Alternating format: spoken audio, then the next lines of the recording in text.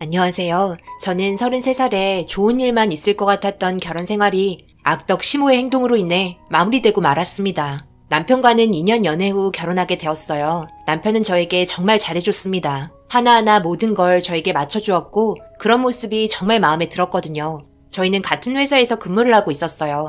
항상 보는 얼굴이었고 회사에서도 많은 대화를 하다 보니까 결혼할 배우자도 우물 안에서 찾게 되었던 것 같아요. 남편은 연애하기 전에 회사에서 거의 3년을 알고 지냈죠. 그러다 보니 그 사람에 대한 성격은 어느 정도 파악하고 있었어요. 대화가 잘 통하면 좋은 이미지로 남게 되잖아요. 유일하게 회사에서 저한테 언성 높이지 않은 사람이 지금의 남편이었습니다. 다른 분들은 일이 급하면 요청하는 것도 저를 재촉해서 사람을 다급하게 만드는 경향이 있는데 동민 씨는 전혀 그렇지 않았죠. 항상 침착하게 기다려줬습니다.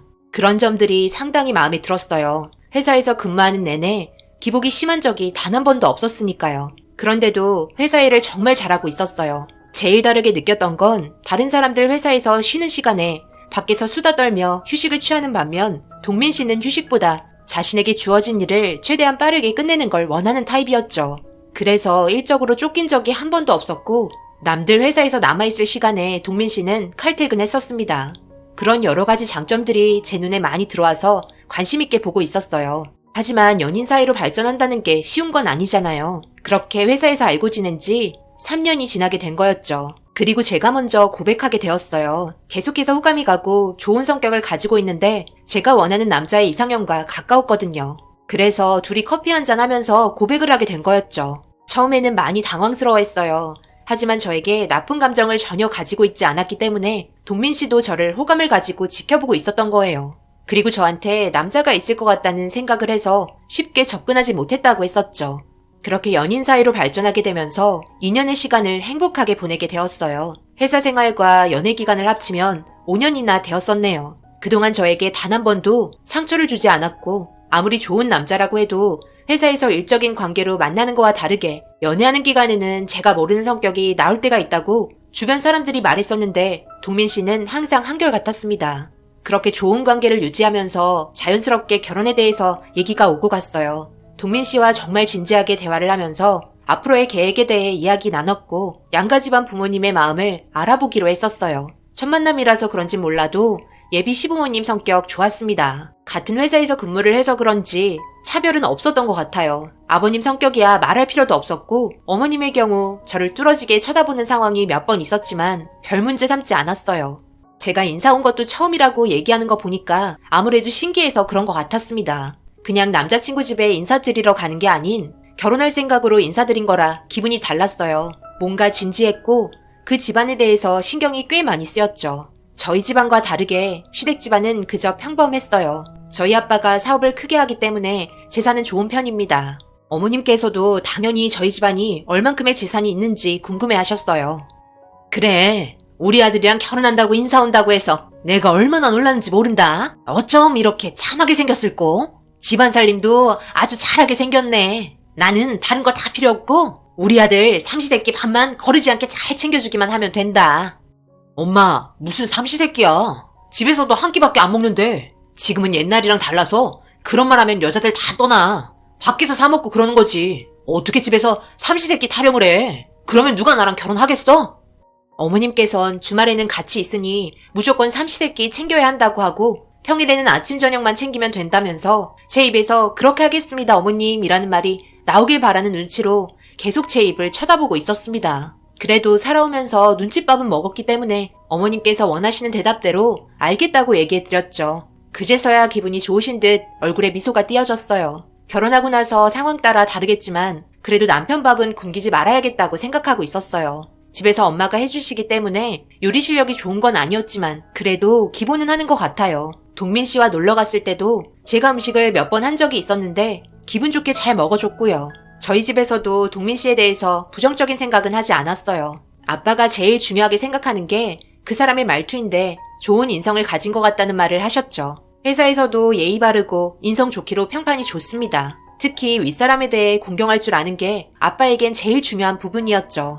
그렇게 양가 집안 모두 문제없이 저희를 좋아해 주셨어요. 결혼까지 쉴 틈 없이 준비되었죠.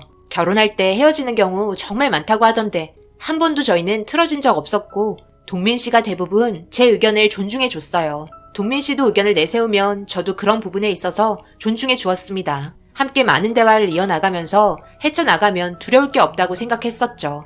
동민 씨에게 의지하는 부분도 점점 많이 생기게 되었고 모든 게 행복한 날들만 있게 될 거라 생각했었습니다. 결혼식까지 모두 끝이 나고 이제 진짜 모든 삶이 바뀌는 순간이었어요. 부모님 그늘에서 살다가 남편과 새 살림을 차려서 모든 걸 함께 헤쳐나가야 한다고 생각하니 기분이 이상했습니다.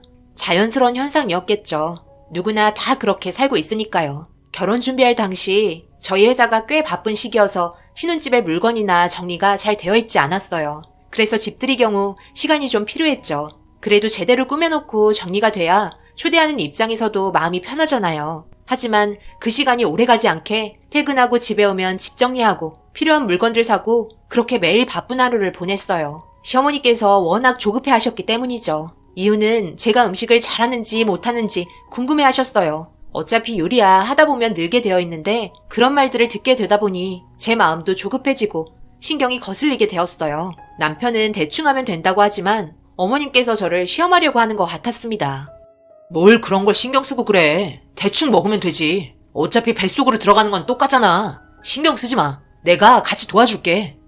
집들이 음식 어떡하지? 어머님 말씀 들어보면 대충 하면 절대 안 될 것 같아.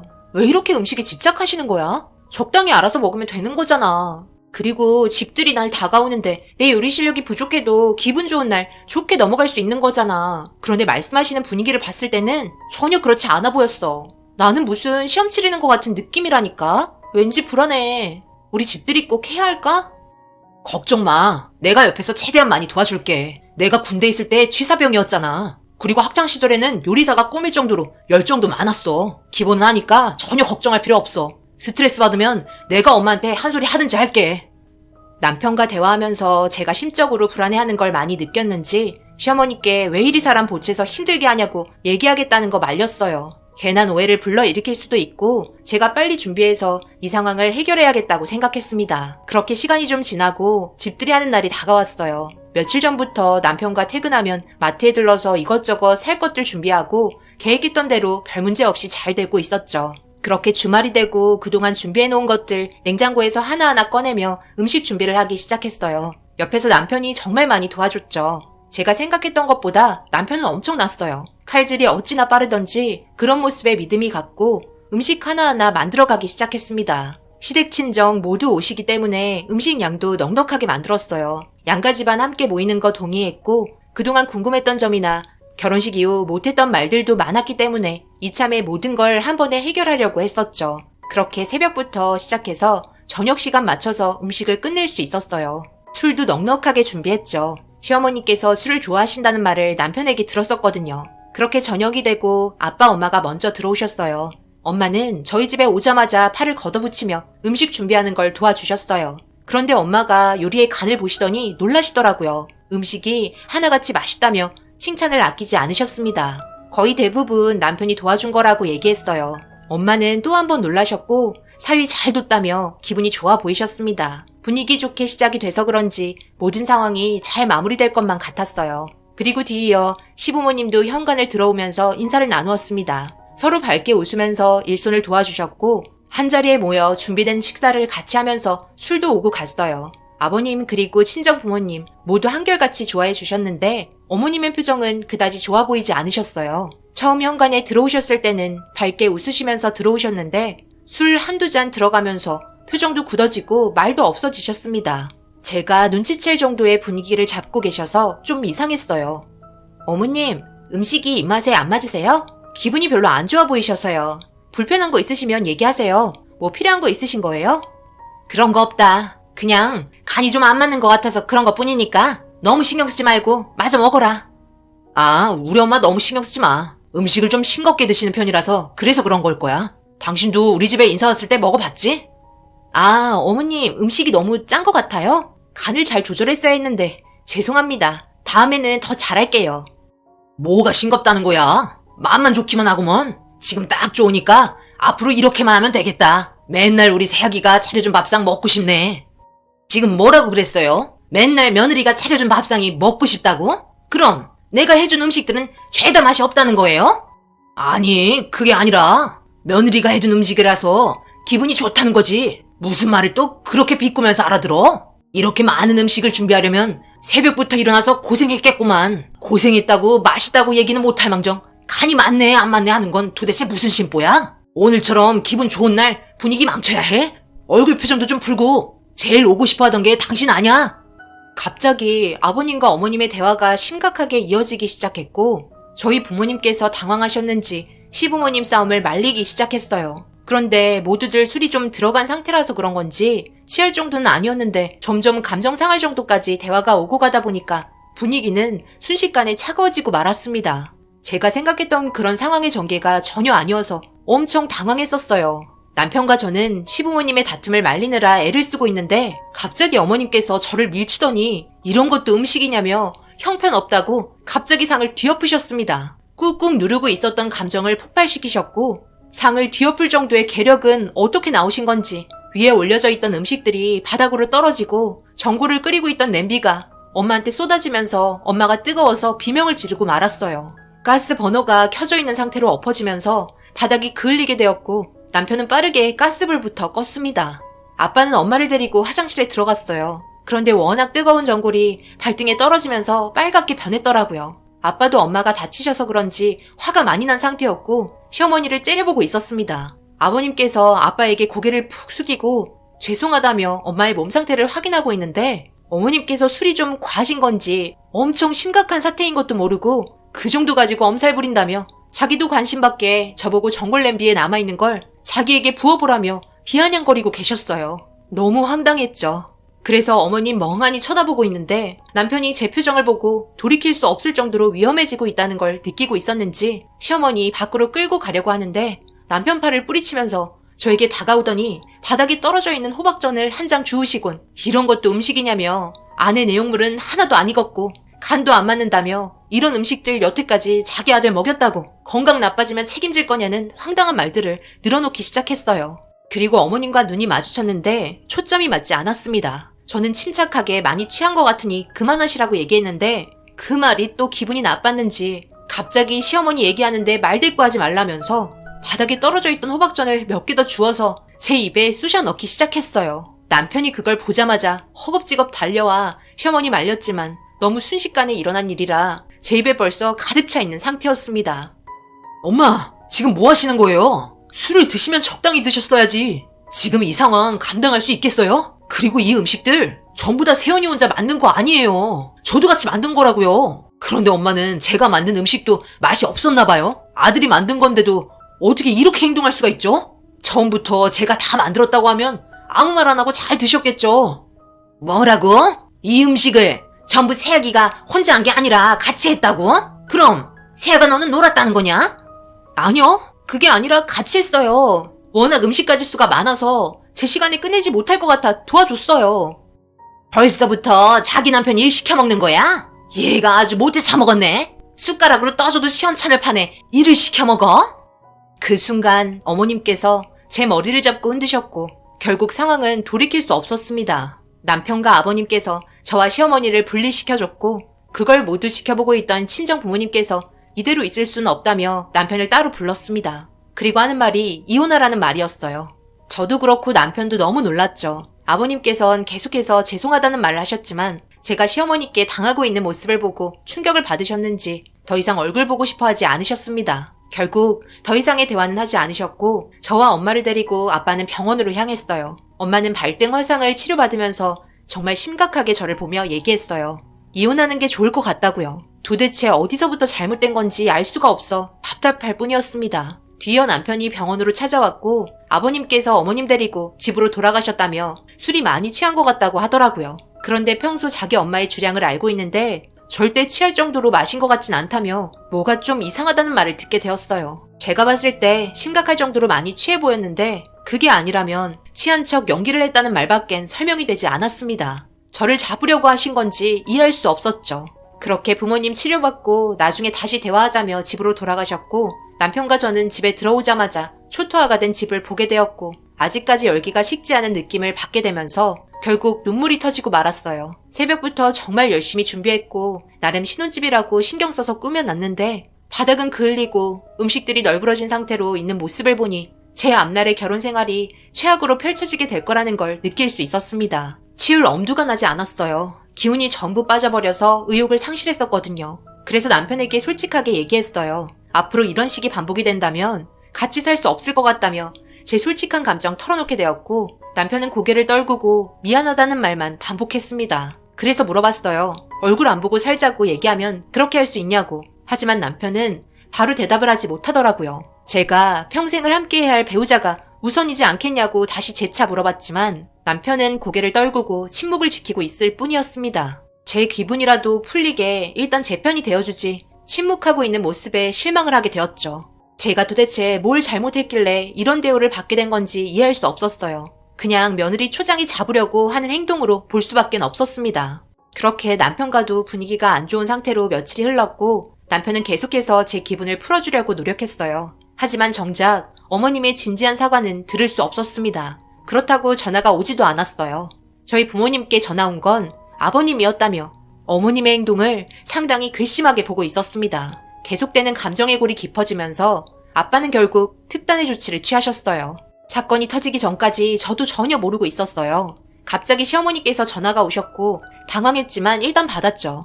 그런데 어머님께서 다급하게 팩스 한 장이 왔는데 이거 뭐냐며 저에게 소리를 지르기 시작하셨어요. 저도 알지 못했던 거라 무슨 상황이냐고 되물었었죠. 부동산에서 보낸 팩스는 아버님이 살고 계신 다가구 주택의 건물주가 변경이 됐다며 너무 터무니없을 정도로 전세 가격을 올리는 바람에 어머님께서 조정해달라고 얘기를 하시더라고요.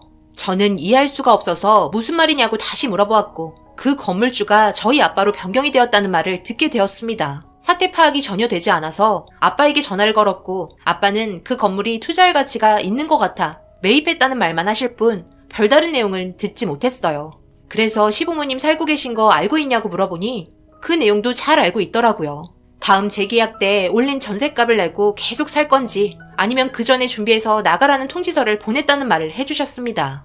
저희 아빠는 사업을 운영하시면서 부동산에도 관심이 많으십니다. 투자할 가치가 있는 건물의 경우 아빠의 재산이 되는 선에서 건물을 매입하시는데 시부모님 댁에 가봤지만 전혀 투자할 가치가 없는 건물이라서 좀 이상했죠. 제가 생각했을 땐 아빠가 집들이 할 때 벌어진 일들 때문에 내린 결정 같았습니다. 정작 문제를 일으킨 당사자에게 사과 한마디 듣지 못해서 그런 행동이 괘씸해서 이를 저질렀던 것 같아요. 이런 사실을 남편에게 얘기하면서 또 알게 된 내용은 지금 시부모님께서 집에 들어갈 때도 대출을 많이 받고 들어간 상태라 추가적으로 대출을 받기 힘들다는 말을 듣게 되었어요. 그래서 남편이 아빠에게 다시 전화를 걸었고 둘의 대화는 꽤 오랜 시간 지속되었어요. 결론은 시어머니의 진실된 사과를 듣지 못한다면 바뀔 일은 없다는 말이었습니다. 남편은 심각한 표정으로 전화를 끊었고 시어머니와 이 상황에 대해 통화를 하는데 되려 어머님께서 갑질하는 거 아니냐고 고소하겠다는 이상한 말을 하기 시작했어요. 결국 아버님께서는 옆에서 어머님께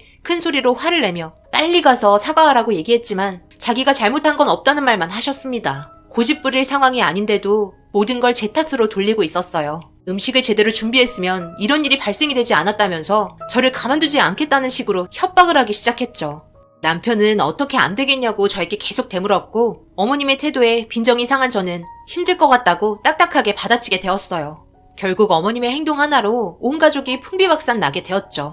남편과 저도 심각할 정도로 싸우게 되면서 저희 집안을 욕하기 시작했어요. 돈 많다고 유세 떤다며 가진 게 없는 자는 서러워서 살겠냐며 저희 아빠를 남편도 욕하기 시작했고 더 이상 듣고 싶지 않아 제가 피하려고 바람 좀 쐬고 오겠다고 얘기를 하니 남편은 대뜸 현관을 나가는 순간 이혼할 거라고 통보를 했습니다. 그런 표정, 말투 모두 처음 보고 듣게 된 거라 제가 알지 못한 또 다른 모습에 너무 당황스러웠어요. 이렇게 있는 것 자체가 너무 답답해서 저도 무시하고 밖으로 나갔죠.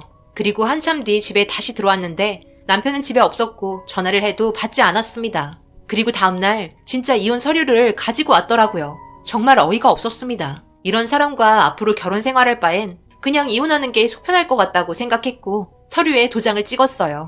그리고 금전적인 부분은 저희 집안이 훨씬 더 많이 들어갔기 때문에 거의 대부분을 저희가 가지고 가게 되었습니다. 결국 시어머니의 잘못된 행동 하나로 인해 이런 결과까지 초래하게 되었어요. 그리고 시댁은 다른 집으로 이사를 했지만 다른 집들 또한 전세 가격이 만만치 않게 뛰어버린 바람에 수도권에서 살 수 없어 지방으로 내려갔다고 하네요. 그전 건물주께서 시댁의 상황을 알고 몇 년간 가격을 올리지 않는다고 얘기를 했었지만 건물주가 아빠로 바뀌면서 모든 상황이 변화가 생기게 되었던 거죠. 이런 상황들이 참으로 안타깝습니다. 웃으면서 행복하게 지내도 모자랄 판에 꼭 이렇게까지 상황을 몰고 나가야 하는 건지 시어머니 행동이 정말 이해가 되지 않더라고요. 결국 남편도 다른 회사로 이직을 하게 되었습니다. 그래도 결혼한 지 얼마 되지 않아 이런 상황들을 알게 돼서 정말 다행이라고 생각해요.